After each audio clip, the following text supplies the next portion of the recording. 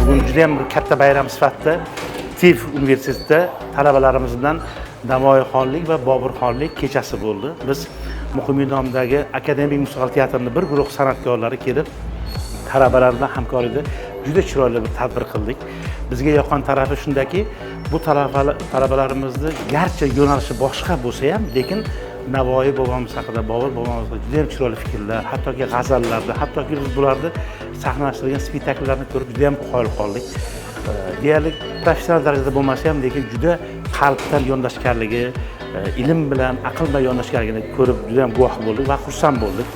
Biz bundan keyin ham teatr bilan bu universitetda aloqalarni albatta bog'laymiz, ijodiy kechlar qilamiz, tadbirlar qilamiz, uchrashuvlar qilamiz, xudo xolasa. Bu universitet talabalariga men hammalariga muvaffaqiyat tilayman. Iloyim kelajakda bu universitetdan ham Navoiy bobolarimizdek, Bobur bobolarimizdek, ulug' olimlarimizdek olimlar chiqsin. Butun dunyoga mana shu universitetimizning nomi tarannum bo'lib ketsin.